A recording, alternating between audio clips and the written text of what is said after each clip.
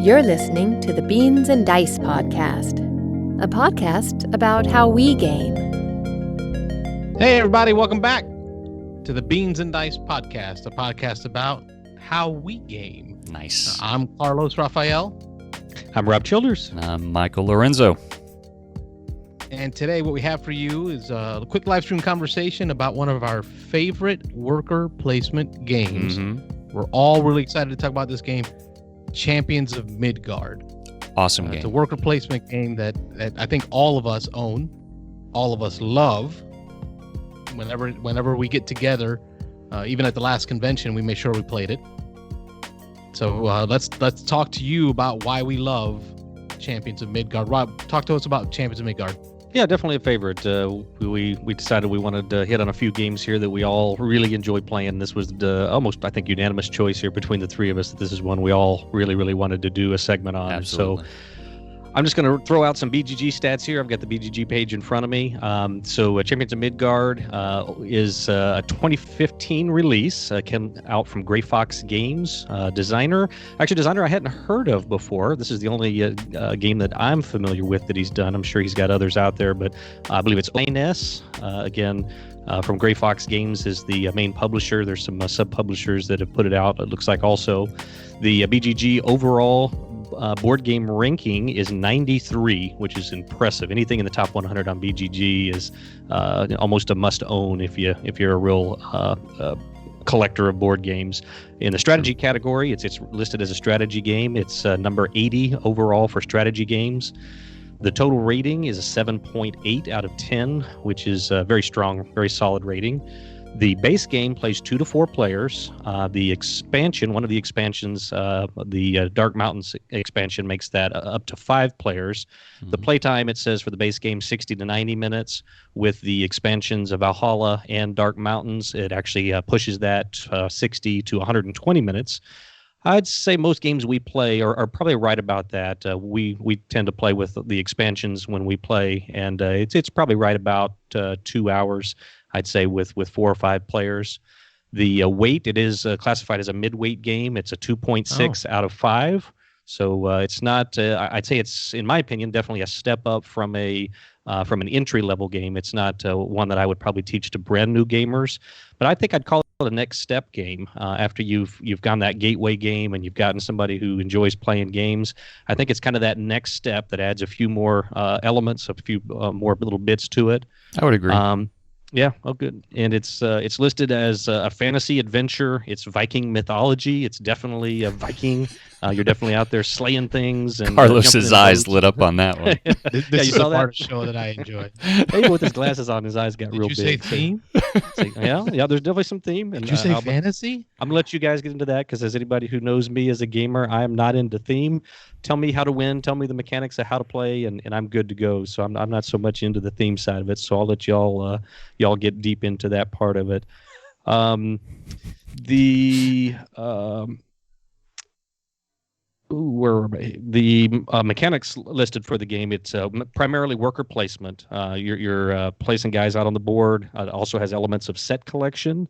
It's definitely a dice chucker, dice rolling game. All the combat in the game is chucking dice. I know, again, that makes Carlos's eyes get big. You have variable player powers, which is always cool. Each player chooses a leader at the beginning, and one of the expansions actually adds some more to that leadership. Yes. I'll let Michael talk about that in a minute. That's one of my favorite mechanics. There's also some negotiation in the game, a small amount. Yes. But again, we'll get into that a little bit, but that definitely is a unique part of the game. And just to read real quickly here, the description that they list on Board Game Geek, it says Champions of Midgard is a midweight Viking-themed worker placement game with dice rolling in which players are leaders of Viking clans who have traveled to an embattled Viking harbor town to help defend it against the threat of trolls, draugr, and other mythological Norse beasts. By defeating these epic creatures, players gain glory and the favor of the gods. When the game ends, the player who has earned the most glory ends the title of Jarl and is recognized as the champion of Midgard. Jarl! Jarl! Carl! That's exactly what I think of.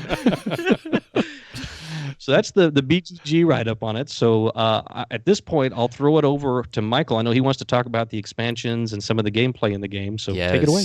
All right. So there's 2 current expansions as of this recording. The first one that was released was the Dark Mountains. Like Rob said, that added the 5th player element to it.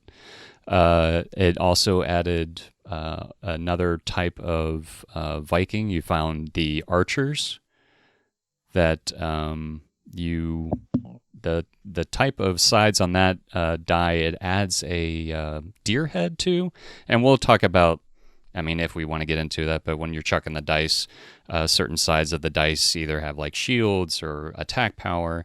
This one actually adds a deer head to half the dice sides, that when you're hunting in the game, it will add an additional food for that. It also adds an expanded market stall, 2 new leaders, which are like the players that you can choose, each with their own unique asymmetrical power. I'm sorry to interrupt, but I was really like zooming in on this thing. I never realized that was a deer head. Yeah. Oh, Like, yeah. What is he talking about? What deer head? Oh, no, yeah. I thought that was a hand drawing the bow back. Hunting for food. Yep. You get the deer heads. Yep. Yeah. Okay. Yeah. So Very nice. yeah. So there you go. You just learned something new nice. there, like I did when we were going through these rules again, which we may touch on. So it also adds a new type of like a giant monster, like a mountain monster that you're fighting. Bergrizer, I think. Burgersar. Yep. Thank you. That's it. Mm-hmm. And the theme behind that is that they are known for capturing people.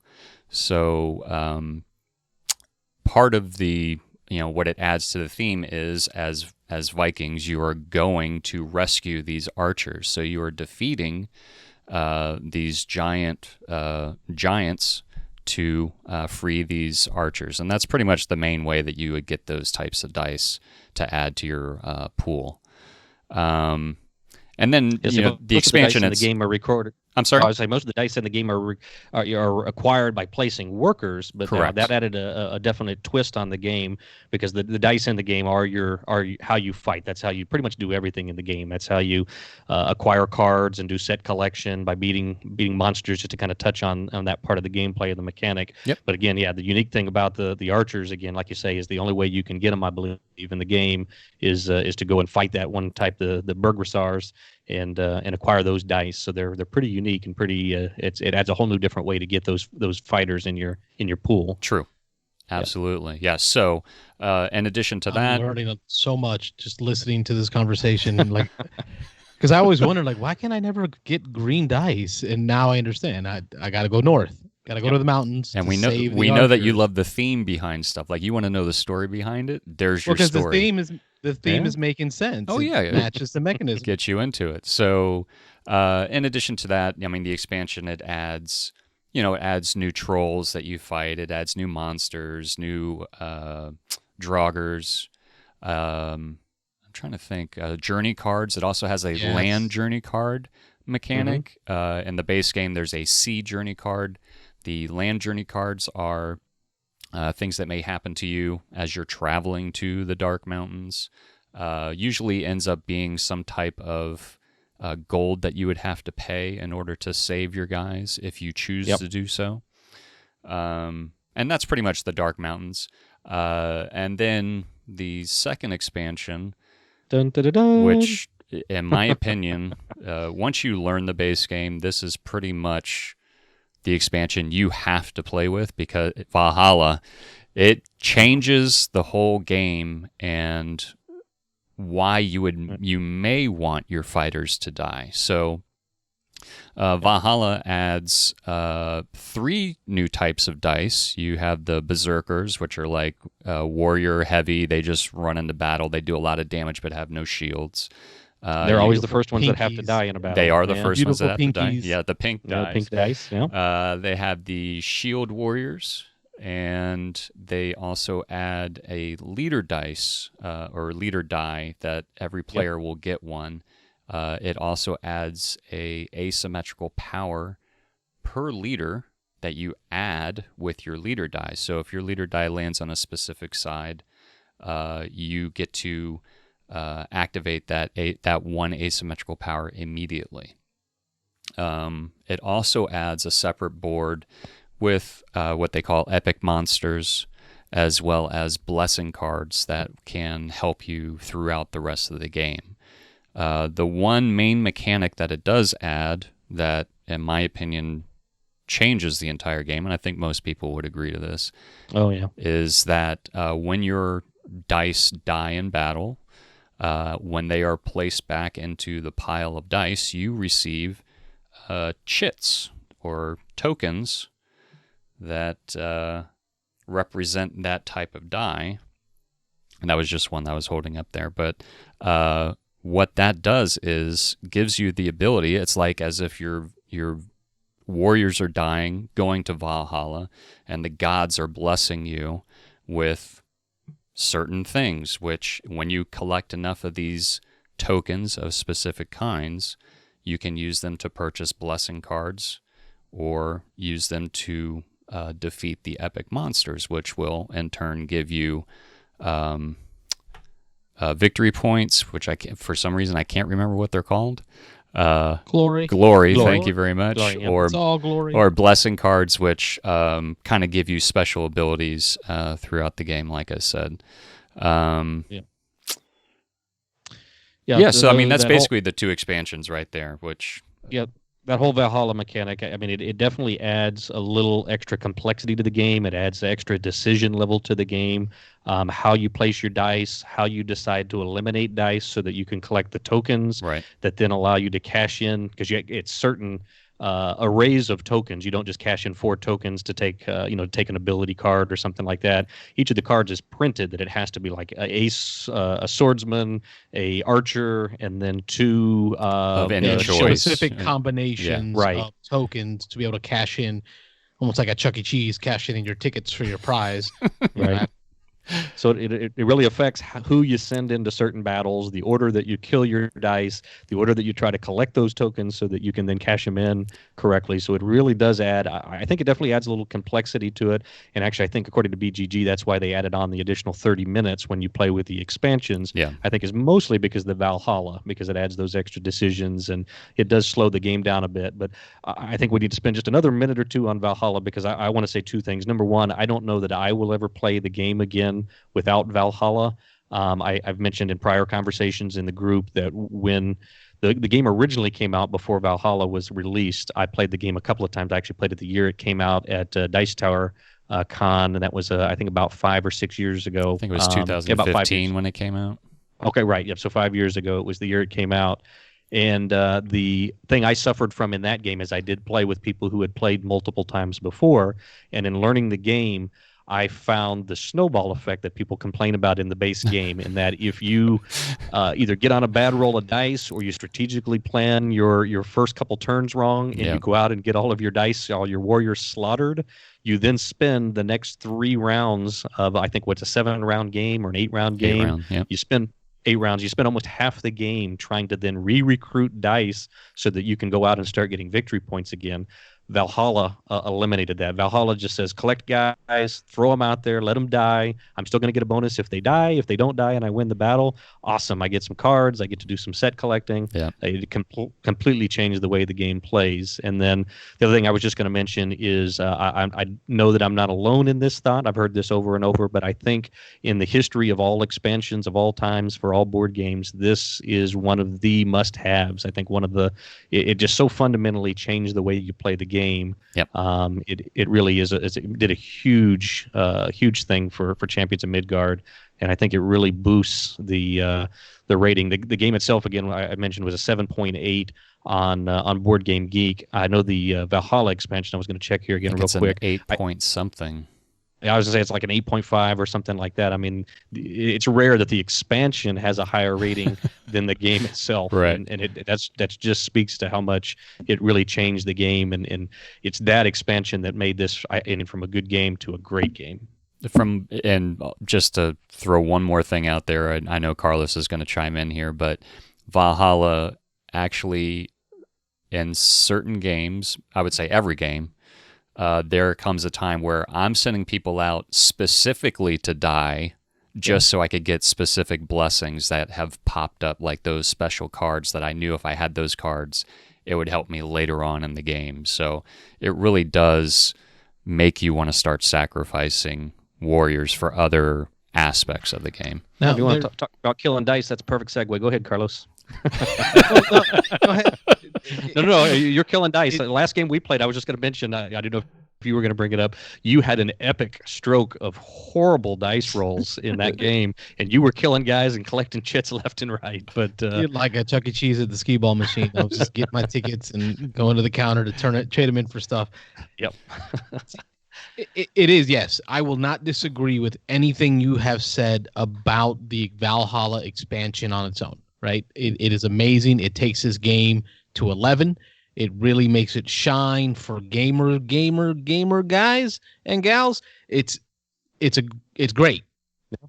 However, I won't say that I'll never play without it again, because I feel that Champions of Midgard on its own, which I play with my kids without the Valhalla expansion, provides a different flavor. There's a different feel for the game. It's much more fun, right? It's much more chill. It's much more just roll dice, enjoy the experience, laugh a little. Cheer. One of the younger kids. Yeah, I mean, you're cheering when people make that special roll. Yeah, absolutely. It takes away all the gamer thought of resource managing these tokens, thought of tactically sending who, when, and how, what order to kill dice, all those thoughts. So if you want a night to just chill, chuck some dice and see how your Viking leaders do, I like it without Valhalla. It's just like a beer and pretzels game almost. Yeah, I agree, as long as you can get over the punishing part of it. Again, the first couple games I played of this, again, I felt like I never was in the game, and it felt like everybody else was running away from me. Again, the first time I played was just because I wasn't familiar with the game, and then I had one other game. It was I think maybe my third or fourth time I had played it. I, again, just kind of got on a bad roll of dice early in the game, and then I kept looking down at my card, and all my dice were gone, and I had nothing to show for it. And so it can be punishing, and there is a bit of a runaway leader. Well, but if there's dice involved, there's dice me. Involved. Rob just, I don't know if it's a rolling technique. I don't know what it is. No. Dice hate him. Not my thing. Yep. Yeah. But and I will say that the Valhalla expansion is awesome. Oh. It is awesome, and I thought it fixed that forever. Right? I'm like, this is great. I'll never have to have those feelings again. I'll never have to feel like my luck is deciding the game. And then that game happened. Escape WinterCon 2020. Oh, right? man. I could not put stuff together. A series of good events just didn't happen, and it felt like I was playing without Valhalla. So it doesn't completely, I'll tell you that, don't warn you, it doesn't completely 100% remove luck as a factor from the game. Luck is still a factor. For sure. Just not as much. Right. And since I'm not the strategic guy, that might be the reason, right? I got to admit, part of that must be because I suck at this game. No. Well, it's very definitely a lucky game. Anytime you're rolling dice, you're at the mercy of the dice. But one other thing before we skip on, I know we got a couple other things we want to hit on for the game, but I don't know if either one of you have it handy. But I do not own, but both of you own the mat, the expansion play mat. And that thing is a thing of beauty. I envy both of you guys for having that, and one of these days I'm gonna pick that up. But he's got it there. He's rolling it out. But that is a work of art. I have to say that it is. It's extremely clear. Like the print on it is so well done. Surprisingly. And it adds both expansion boards to a single mat, and it is.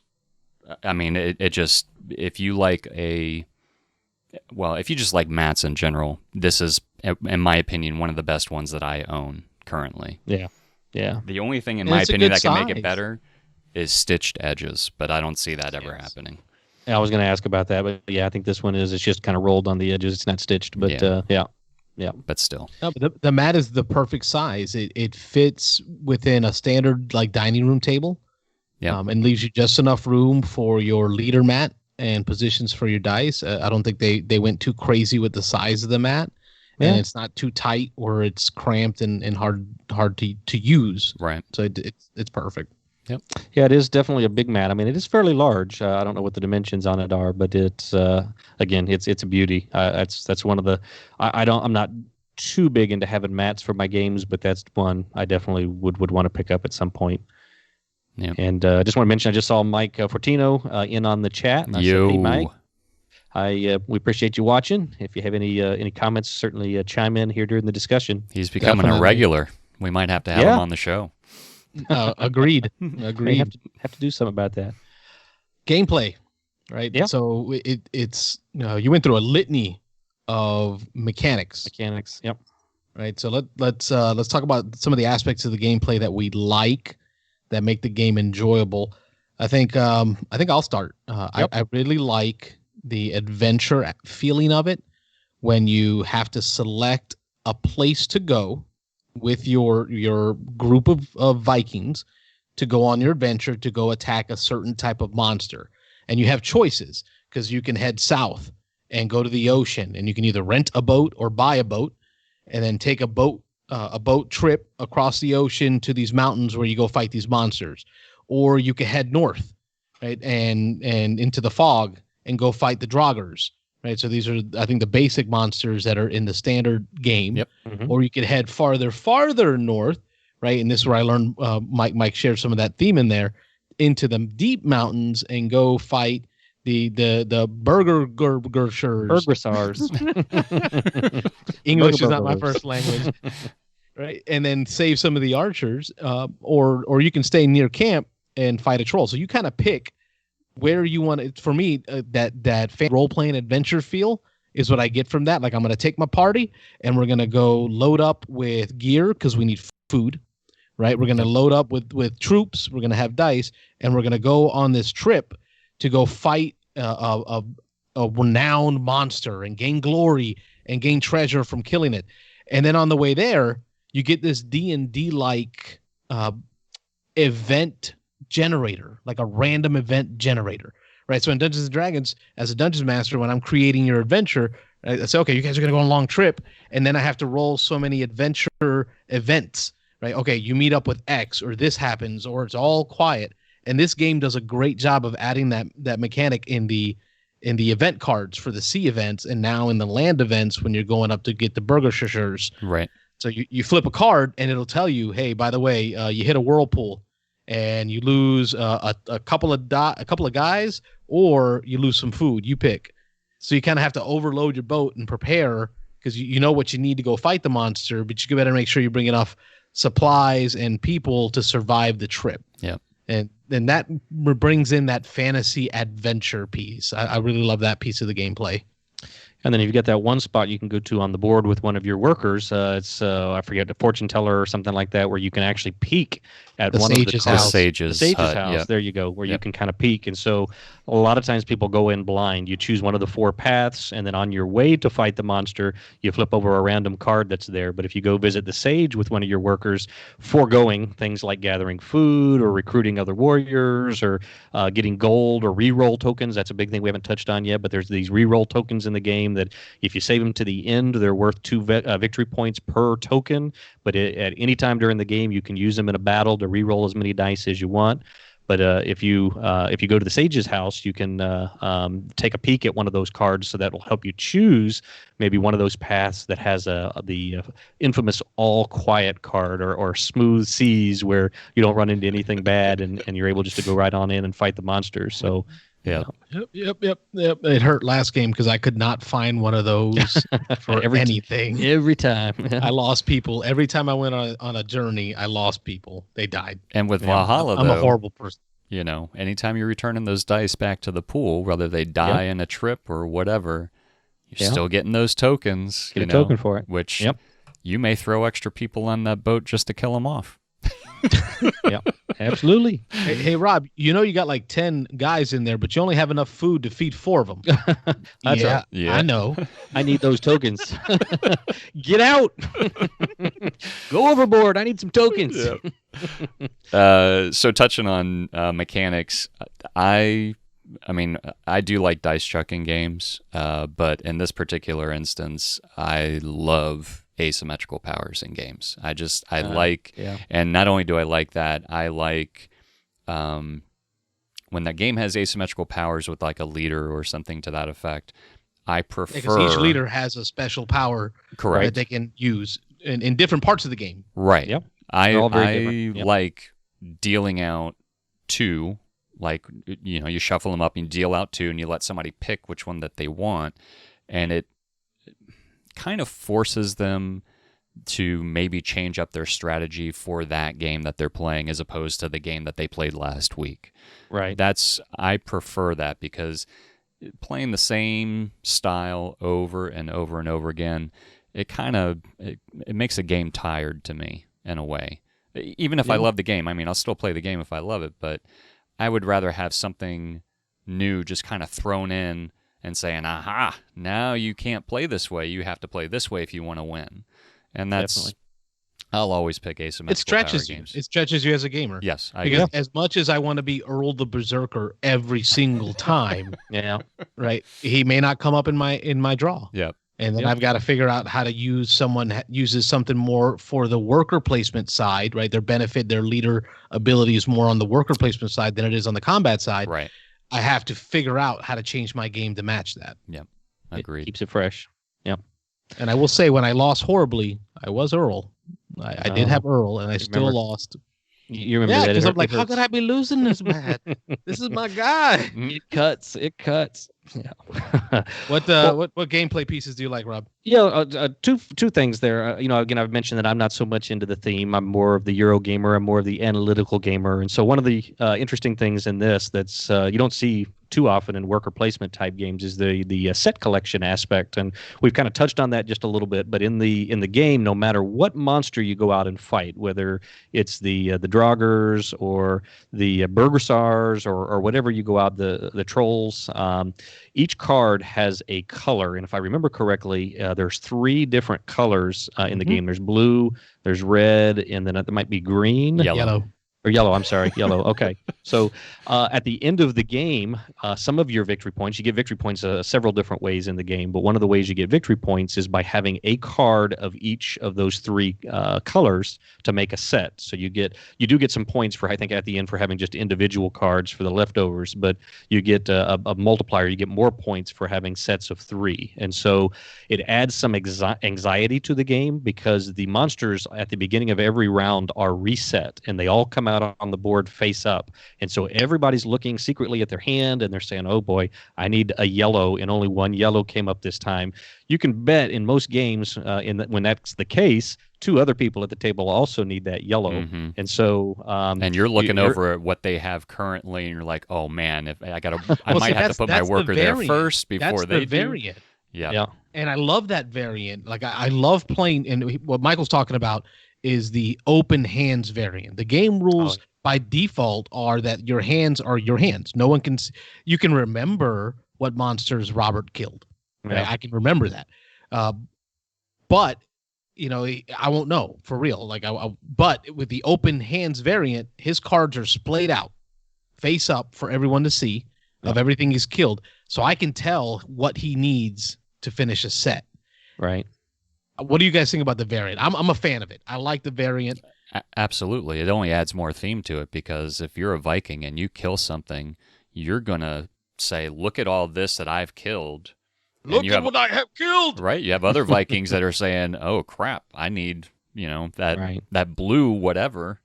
When you get to your hut and your wife's like, how come you can't kill monsters like Robert kills monsters? I mean, and I come over and visit your hut after you're gone, and you're wondering what's going on. That's how you get more workers, by the way. There is that hut. That's multiply the workers. But yeah, and I think that definitely adds to the anxiety, because I have had games where I can see across the board that I'm going to be the 3rd in turn order this time, and I can see that Michael is going to be right in front of me. He's going to get he's going to get to place his worker before I do. But I'm sitting there, and again, I know that I can see that we both need a yellow. I'm hoping either that he doesn't notice that he needs a yellow, or if he does, that maybe one of those other spots on the board, maybe he's going to go recruit those berserkers that are sitting over there, or maybe he's going to go get some food before he jumps on the boat. So the order that you do things is very important. And again, I love that anxiety, sitting there thinking, oh gosh, I hope he doesn't go after that yellow one, because I'm gonna jump on that. So that's it. That makes the game very interesting for me. Because I've been in that trap before, where I know I need that yellow monster to finish this set. Yeah. But I just don't have enough resources to rent the big boat. Right. Right. So if I go now, because I know Rob's coming behind me and he's going to go there because he needs it as well. If I go now, I'm going in the small boat and I can't bring as much food. I can't bring as many people with me. Yep. And it's a farther away adventure because the adventures are staggered. We didn't talk about that yet, but the ocean spaces, some of them are farther away, which means it requires more food to feed your troops before you can land them safely. Anything you can't feed dies. Yeah. Right. So here I am. I'm thinking to myself, well, what are the odds that Rob will go after the yellow? You know what? No, I'm just going to take the small boat. I'm going to have to risk it. And then, of course, I meet up with like a whirlpool or a kraken, or, we have no wind. So we have to eat our food before we even get on our way and fail. I love that part about it.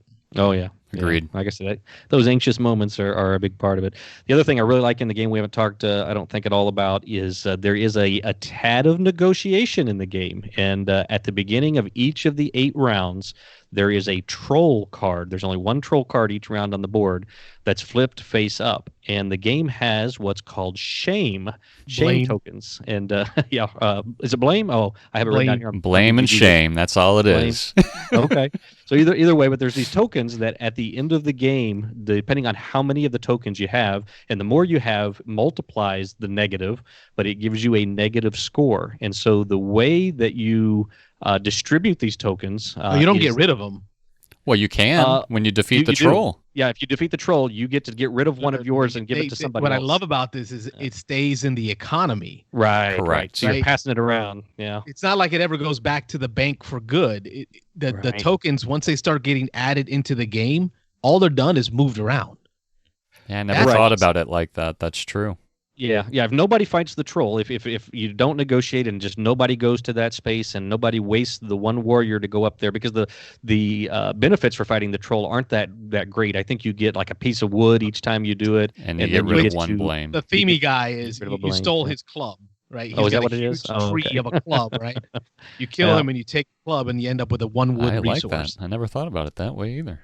Every time. Well, there you go. That's the theme that I just kind of skip right over. But so if nobody fights the troll, then everybody gets a blame token. So you're handing out the negative points evenly. So that's that's how you add tokens to the game, as Carlos was mentioning there. But if somebody does go and fight the troll, if you defeat the troll, you get that wood, and then you get to take officially. I think it says that you take one of your blame tokens if you have one, and you put it back in the pool. But then you take one out of the pool and hand it to somebody else. So I'm sure there's some technical reason that it's written that way, but you're basically giving somebody one of your blame tokens. And so if you have someone who's a clear leader in the game, or somebody who's starting to run away with the game, then everybody starts trying to go fight that troll so that they can give the leader their tokens. And so people can negotiate. If 2 of us know that the third guy is winning, the 2 of us will take turns doing that, so we can start handing our blame tokens to the guy who's in first place, or the players in first place, because that multiplies a negative score for them at the end of the game. And so that little bit of negotiation, exponentially negative. Yeah, I love that part. Like negative 21 points or something like that. Which... the more tokens you have, the more exponentially worse those negative modifiers are. Yeah. When I first saw the blame mechanism, what bothered me about it, which I guess I like it now, is the fact that it never really goes away. Right? It only gets added to the pool of the economy of the game. Right. It's never, no one can ever say, hey, I'm going to get rid of this blame token, and it goes back in the bank. It's going to get shared amongst us throughout the game. But at the token itself, at the end of the game, I didn't think would be that big of a deal. How have you guys felt in your games what the impact of the blame tokens have been at end scoring? What have you seen? I always want to get rid of them. Yep. Unless have you seen it impact like a real result in a game? Has it been absolutely a deciding factor? More than one game easily I've seen the blame tokens result in a first or second player switch because of one person having way too many.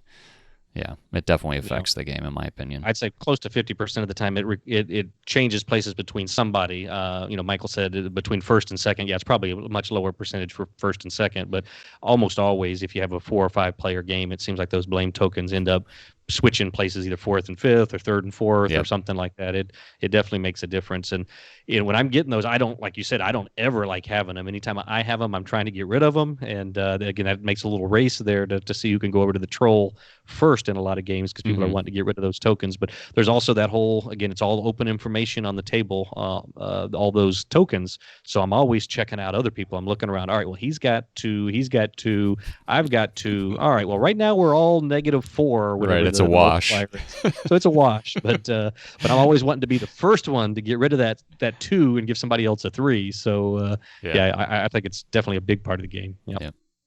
And I like there is one location, and I can't remember the name of it, that allows you to give somebody a blame token. And I'm trying to remember the name of that location, but it was great because it felt like you would go there and you would gossip about that leader, right? And I remember one game in particular, we had a blast with it because we said if you're ever going to give a blame token to anyone else, we kind of role played it. You had to say something about that, like what were you saying to the folks around that besmirched him so much that he took blame? Right? Like, oh, he's got 5. He's got 5. I don't know. He's got 3 extra toes or something, right? We joked about that, and that was a fun game because I like the theme aspect of the game and how can you increase the theme. Anything we do to increase the theme, I'm happy with.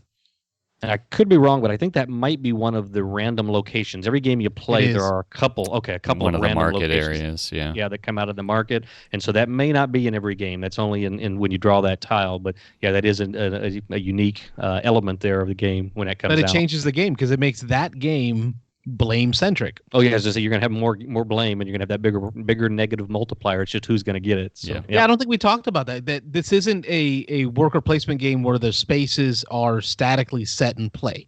There are tiles that are shuffled face down and then placed into these stalls where each game the locations will differ. Some games will be more combat centric because the location tiles that showed up tend to be getting more warriors or increasing or training your warriors to improve them, so you tend to use those to go fight more. And then some of them tend to be more economic, right, where you're getting gold or you're getting resources, or it's helping you do other actions. Right. It just depends on that draw. It changes the way that game feels, which makes the replayability of this game just through the roof. Agreed. Right, they are static at the beginning of the game. You draw those tiles, and they stay in place for the whole game. So from game to game, it changes, not mid game, but game to game. Right. Yep. That's definitely a good thing. So should we have we discussed? I mean, we could go on and on for hours about this game, and we could probably play a game live and still not be bored talking about it. Nope. So we also wanted to touch on similar games that if you like this game, other games that you may like, or if you like these other games that we may mention, you may want to give this one a try if you haven't already. Right. So my first choice, and I think when we were discussing this before we went live, we were all in agreement. The first one that came to my mind was Lords of Waterdeep. 100%. Yeah. It's worker placement. I would say that you're collecting cube colors to get objectives done. You're also trying to talk people into doing certain things that maybe they wouldn't. You're trying to misdirect their attention so that you can possibly gain things. The only thing that's probably missing from that game that makes it a little more Euro-like is there is no dice chucking whatsoever. You're going to say something, Rob?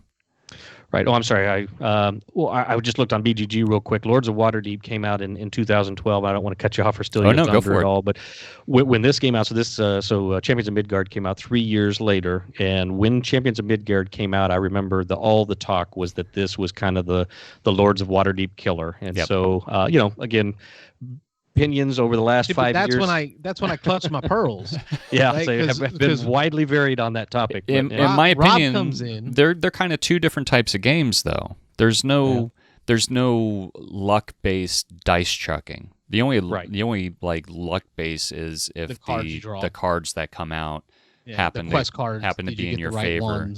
But there's asymmetrical powers. There's you're collecting money. You're collecting resources. Secret scoring. Exactly. And the other thing that I was going to mention about this game is, and I think everybody would be in agreement, is Scoundrels of Skullport, which is the expansion for it, Yep. it changes the game. And like Rob with Champions of Midgard, I will not play Lords of Waterdeep without Scoundrels of Skullport going forward. It changes it that much and adds that much more fun to it, in my opinion. I haven't played it yet. I'm dying to try that one. We've got to get that to the It's table. on my So shelf of shame. Oh yeah, see, I've played the Lords of Waterdeep 10 played times. a lot in my Yeah. household. My wife has played it, and my wife doesn't play many games, and her name's in the box. I write high scores in the inside of the box. Yeah. But we bought the Scoundrels expansion. Break it out and just add it, DTC man. like 3 years ago, 4 years ago, and I haven't got it to the table because of Midgard, right? Because I remember Rob came in from Dice Tower talking about Midgard this, Midgard that, Midgard this, and I'm clutching my pearls like, no, Lords of Waterdeep is the one and only true worker placement game. I don't want to hear about this. Yeah. I actively, consciously resisted talking about and playing that game as much as Robert tried to get me to. Yeah. The following Dice Tower, we get out there, and I believe it was the actual demo table for Champions of Midgard, because Valhalla had come out, was there, and they were sitting in their game topper tables. And Rob's, all right, let's go at least demo it. And we did the demo, and I'm sitting there quietly, just playing the game quietly in my head, thinking, this bothers me because I love Lords of Waterdeep. I got my D&D-ples. You know what I'm talking about with the D&D-ples? They replaced the cubes with meeples instead of cubes. Yep. So in Lords of Waterdeep, each cube represents a type of character, and this is where the theme is missed by many, right? An orange cube is not just an orange cube. He's a fighter, people. That is a brute. Orange cube. The white cube. Still an orange cube. The white cube is a cleric. You see? So I replaced all the meeples with that. And so it gave me it sounded a lot like Champions of Midgard. It's like, hey, I'm getting my party together. I'm going to take them on a quest. We're going to succeed on that quest. We're going to get points to win the game. And Champions of Midgard, in my mind, was going to replace that, and I was not happy. It just hurt. Yeah, I know, because it's true. I haven't played Lords of Waterdeep since we started playing Midgard. You didn't want to admit it. By the time we were on the 5th day of the convention, though, I think you had finally admitted that after you thought about it. It was on order. I had ordered it on Amazon, and by the time I got home, it was sitting on my stoop waiting for me. Nice. But Lords of Waterdeep is a solid game. And I know this episode is about Champions of Midgard. I get it. We love Champions of Midgard. But man, Lords of Waterdeep is right there. Yeah. It's right behind it. I think if you don't like the luck aspect of Champions, I think you would like Lords of Waterdeep more. But if you do like that dice chucking and the the excitement of seeing what you chuck and the possibility of rolling like there's always a chance. Like crap for the whole night, you can still have a good time. You're not going to win, but you can still have a good time. Theme gets a lot of people. I mean, come on, Vikings and fighting Draugrs and trolls and right. So, and that's where Michael talks about what game would you like to play, if you like this game. And for me, it didn't lead into a game like it. It led to a game of a theme like it, and that's Blood Rage. Like the more I see and for me, they're both in the same cubbyhole in my IKEA bookshelf back behind me. Yeah, they share the same space. Because although they don't scratch the same itches, I feel the themes make me want to play the other. When I play one, I then want to play the other. Yeah. So when I play Midgard, the next thing I want to do is, all right, let's keep the Viking thing going. Let's go get some Blood Rage in. Absolutely. I can agree with that for sure. It doesn't share many mechanisms at all that I can think of. But you just get that feeling like I like Vikings. Yeah. I can't blame you. Can't play. There's nothing wrong with that. Vikings is a solid 878 Vikings. Yeah. Champions of Midgard. Blood Rage. Yeah. Rob, you had something. Yeah, for me, and we talked about this just before we went on tonight. But a game we all played for the first time, and I think way overdue for me. I've been wanting to play it for at least a year or two. But all three of us got a chance to play Raiders of the North Sea, and that I immediately took me back to Champions of Midgard. The theme, the medieval, getting on boats, going across the water, attacking little villages. There's a resource collection. You've got to get resources. You've got to recruit. Instead of dice in this game, it's cards, but you're recruiting cards to go out and conduct raids on ports and raids on little castles and things and raids on villages. And so, again, the theme is very close, but it's also a worker placement. It's got a unique I twist love on the worker. I love this worker placement mechanic. Go for it, Rob. Oh, yeah. Oh yeah, it's a new thing, and you can take it over. You can probably explain it as well. I was going to say that worker placement is you typically place a worker out. You take what that worker will give you. Either right then or at the end of the turn after everybody's gone. This is you place a worker, you get that action. You take a worker, you get that action, and that is just so unique because cool. There are times where you are praying somebody is going to remove that worker and you're next in line so that you can place your worker in that spot.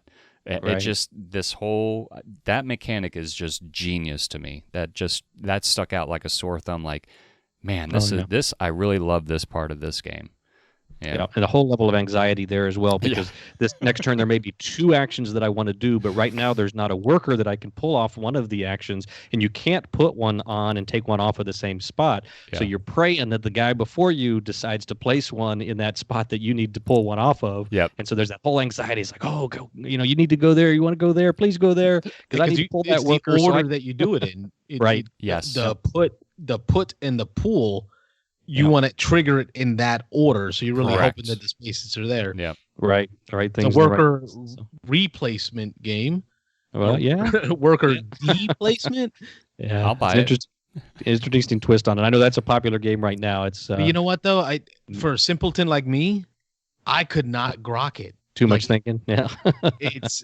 It's definitely thinky. It's definitely, you're like I say, you're really planning out, for the optimal move, I need to be able to place here and pick up there. So when somebody screws that up and somebody takes a worker off that you wanted to pull or whatever, again, knowing that you can't place and pull what you need to do, by the time it gets to you, sometimes you've got to rethink exactly how you want to do things, because the optimal move may not be there anymore for you. So it's one you really got to adjust on the fly. And if you're not optimal about it, Carlos, that's this guy, right? When you're not optimal about it, you spend the majority of the game just building resources to take one expedition to go out and raid something. Yeah. Right? And that's where I struggled with the game, because theme-wise, I want to be a Viking. I want to go punch people in the face.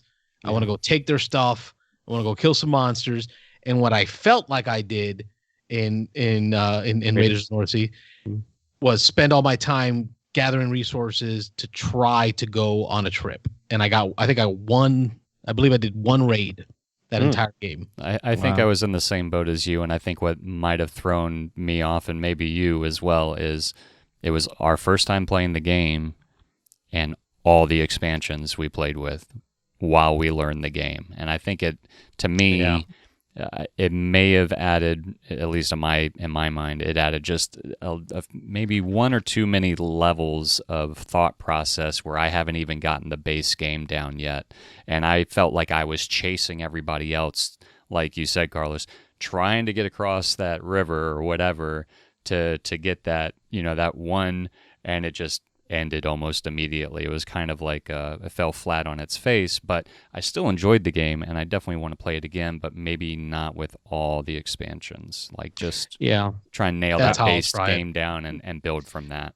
I think I agree. Even though I like the thinky games and the Euro aspect of it, I think I would definitely agree, because, like you say, we threw it all in there. And I just, as you were talking, I just again jumped over on BGG, and again, I know we're focusing on Champions of Midgard here, but Raiders has exactly the same rating. They're both rated 7.8. I'm sorry. The overall ranking on BGG for Raiders is 85. Champions was 93. So I mean, very, very similar. The weight of the games. Champions is a 2.6. Raiders is a 2.53. That has to definitely be with the base. I think by adding all the expansions. The base set. So maybe I should give it a try with the base set alone, because it really felt like the whole time I'm saying to myself, all right, I want to go pillage. But first I got to get some cows. Do I have enough cows? I'm counting my cows. No, I don't have enough cows. Okay. I have enough cows, but do I have enough iron? Nope. I don't have enough iron. I got to go. All right. So I got to go to the mill to get some. I didn't feel like a Viking. Right? Did Yeah. I say it? I didn't feel like a Viking. I would have to agree with you on that as Yeah, well. I would agree also. I put on my little green hat and I got my little 10-key calculator in front of me and I'm accounting, for our trip, setting the itinerary, and then I got my one trip. So that's why I think I would have put Champions over Raiders of the North Sea. I'm a little surprised on that one. But let's try the base set. They're so close. Yeah, I was gonna say that's just the two base games. They're almost identical. As I'm going down the play time, the number of players, the weight, the rating. I mean, they're almost dead identical. So yeah, we need to try just the base version of Raiders and see how that matches up. Yep. Agreed. Yep. Well, Champions of Midgard. It's a favorite. I mean, it is it's a group favorite, and it'll come out. 2 axes up for 2 Viking horns up for me. Viking helmet horns. Yeah, that's two definitely. barbarian pink dice. There you go. Me. Nice. Yeah, I think probably for me it's a top 10 all time. I mean, it's a reliable game. It's a game that's simple enough that I don't have to relearn the rules every time I play. I can just pull it out. I can play it. Like Carlos said, it's a dice chucker if you don't want to think a whole lot about it. Right, because even more than just being a simple game with even the expansions, you can take it down to its full base level and bust it out with the 9-year-old, 8-year-old kid. Yeah. And still have a great time as a parent, right? I'm still having a blast because it's a game I enjoy, but I'm letting the whims of the dice make the decisions, which give them a chance. So yes, this is like a must-have in your collection. Yeah, I think it's a base staple. Yeah. Yeah. If you definitely like this type of game, I would say you have to have it. And I mean, granted, I do have a lot of games on my shelf of shame. There are some games that always hit the table. This is one that hits the table more than most of the games that typically hit the table in my house. So, Yep. Agreed. Yep. Ditto. Great game. All right, fellas. Well, great conversation. Yeah. I mean, Thanks, guys. You're listening to the Beans and Dice podcast, a podcast about how we game.